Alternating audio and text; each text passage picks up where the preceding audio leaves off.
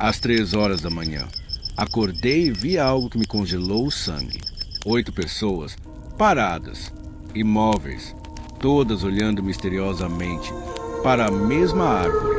Nenhuma piscava, nenhuma respirava, e quando tentei tocá-las, senti que algo dentro daquela árvore estava olhando de volta para mim. Sou pajé Kanauã e vivo nessa selva há mais de 60 luas. E hoje entendi que há coisas na selva amazônica à noite que não devemos despertar. 3 semanas atrás, um grupo de cientistas chegou à minha aldeia. Eram 8, biólogos, geólogos, um fotógrafo. Vinham estudar biodiversidade noturna. Eu os avisei, como sempre faço. Há lugares na selva onde não se deve acampar. Há árvores que não devem ser tocadas. E há horas à noite em que é melhor estar dormindo. O líder, Dr. Henrique, sorriu. Disse que respeitava as crenças locais, mas que a ciência precisava de dados. Pedi para ao menos me levarem como guia. Aceitaram, mas apenas porque eu conheço os caminhos. Saímos às 18 horas. O sol começava a desaparecer entre as copas das árvores.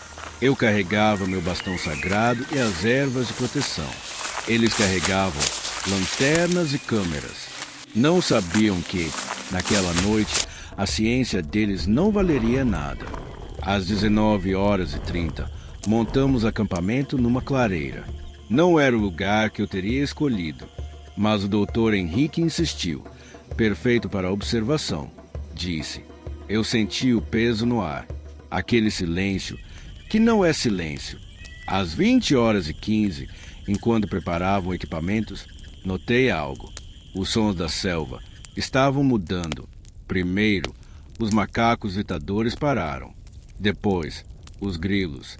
Aos poucos, até o vento parecia hesitar. Avisei o grupo. Algo não está certo. A bióloga, doutora Cláudia, riu. É só a fauna se adaptando à nossa presença. Kanauã. Mas eu sabia. A selva não se adapta. A selva espera. Às 21h, um dos assistentes, Miguel, apontou para a borda da clareira. Que árvore estranha é aquela? Eu olhei e meu coração parou. Era um seibo antigo, com a casca coberta de marcas que não eram naturais. Eram símbolos de advertência.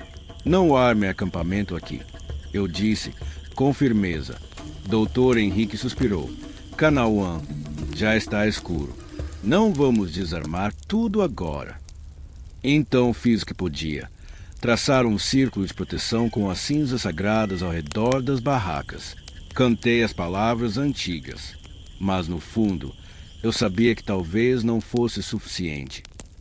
Às 22h, entramos nas barracas.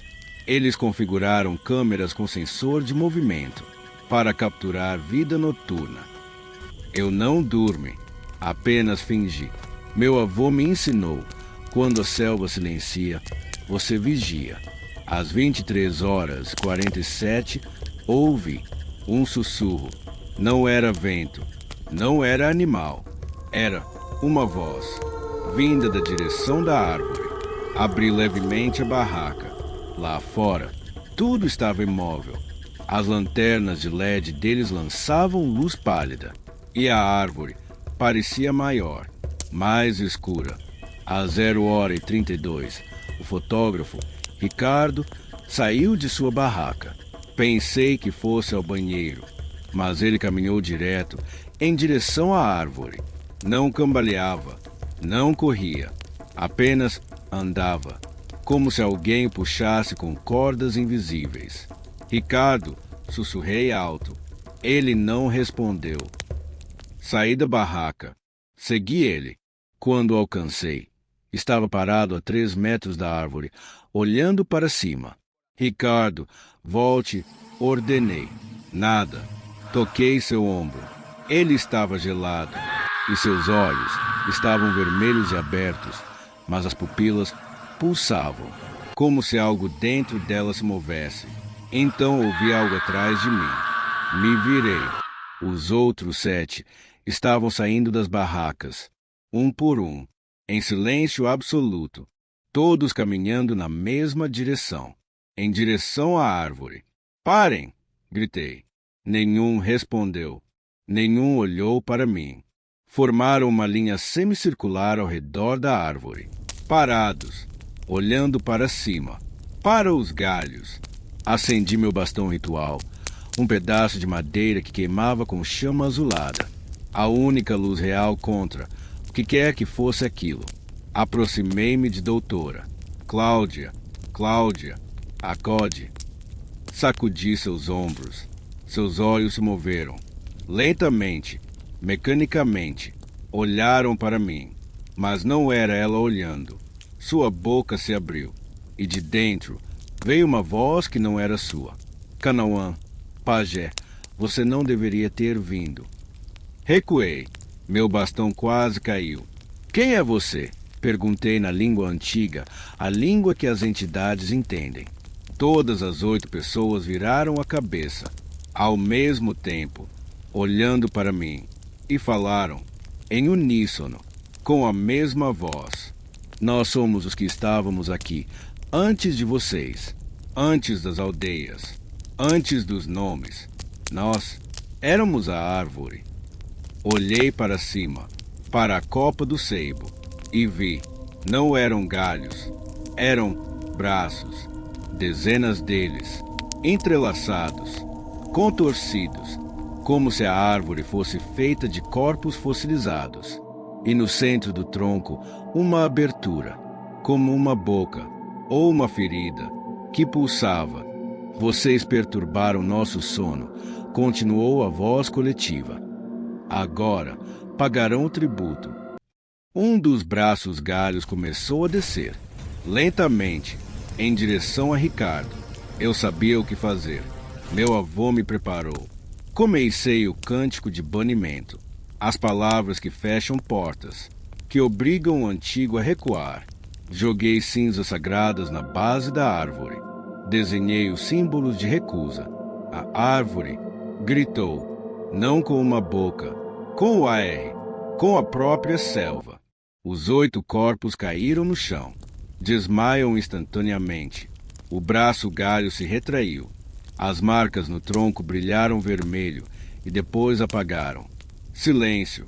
Apenas minha respiração e o crepitar da chama azul. Arrastei os 8 para longe da árvore. Um por um. Estavam vivos, respirando, mas ausentes. Fiquei sentado ao lado deles, vigiando, esperando o amanhecer. Às 4h30, o primeiro despertou. Miguel. Ele piscou. Olhou ao redor. Confuso. O que aconteceu? Perguntou. Você não se lembra? Perguntei de volta. Eu sonhei. Sonhei que estava dentro de algo. Algo antigo. Algo que não queria ser esquecido. Um por um, despertaram. Todos disseram a mesma coisa. Que sentiram estar dentro da árvore, vendo memórias que não eram delas. Viram quando aquela árvore era apenas uma semente. Viram os primeiros humanos passarem por ela. Viram rituais, mortes, nascimentos. E viram quando alguém enterrou corpos na base dela. Corpos de pajés antigos, que se fundiram com as raízes. A árvore não era maligna. Era um guardião, um arquivo, uma memória viva da selva. E quando acampamos ali, quando perturbamos seu sono, ela quis nos mostrar, nos fazer entender. Mas mentes modernas não foram feitas para receber memórias de 1000 anos. Às 6h07, os primeiros raios de sol atravessaram a copa das árvores.